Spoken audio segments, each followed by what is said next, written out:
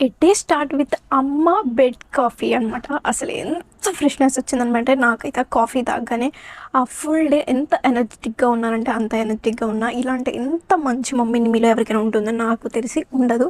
మా మమ్మీ ఒక్కతే ఉంటుంది. 8:30కి 9 o'clockకి బెడ్ కాఫీ ఇచ్చి మరి బ్రష్ చేసి బ్రేక్ఫాస్ట్ చేద్దు కానీ అనే అమ్మలు మీకెంతమంది ఉన్నారో నాకు తెలియదు. నాకైతే గాడ్ గిఫ్ట్. నాకైతే ఇంత మంచి మమ్మీ ఉందనమాట. చాలామంది నా ఫ్రెండ్స్ సర్కిల్లో అందరు కూడా మా మమ్మీ బండి నా బండి చూసి జెలసీ ఫీల్ అవుతారు. చాలామంది నాకే చెప్తారు, అంత క్లోజ్గా మీ మమ్మీతో ఎలా ఉంటావు, మీ మమ్మీ నీతో అంత క్లోజ్గా ఎలా ఉంటుంది.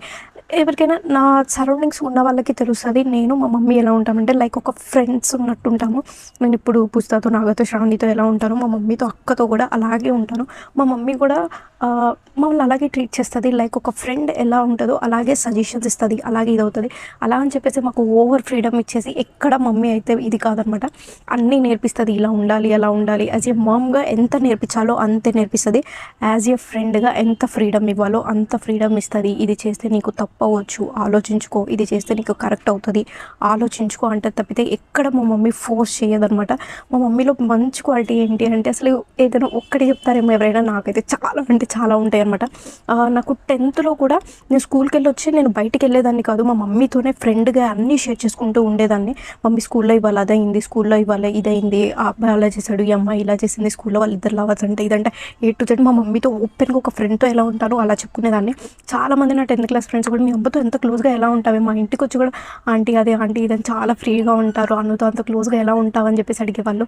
యాజ్ మళ్ళీ మా ఇంటర్లో కూడా మా మమ్మీ నా కోసం కాలేజ్కి వచ్చినా కూడా చాలామంది అంత ఫ్రీడమ్గా ఎలా ఉంటావు, మీ మమ్మీతో ఒక ఫ్రెండ్తో ఉన్నట్టు ఉంటావు, మీ మమ్మీ కూడా అలాగే ఉంటుంది అంటారు. ఇప్పుడు బీటెక్ కానీ ఇప్పుడు హాస్టల్లో కూడా అందరు కానీ మా మమ్మీ బండి కానీ నా బండి కానీ చూసి చాలామంది జలసీ అవుతుంది. మా పేరెంట్స్ అలా ఉండరు మాతో అంటారు. మా మమ్మీ అనే కాదు మా డాడీ కూడా అలాగే ఉంటాడు.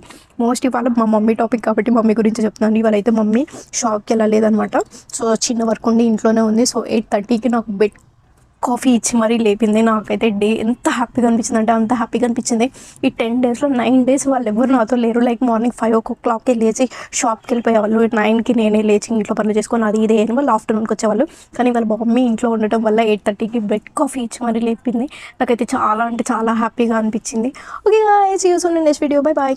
Mummy I love you.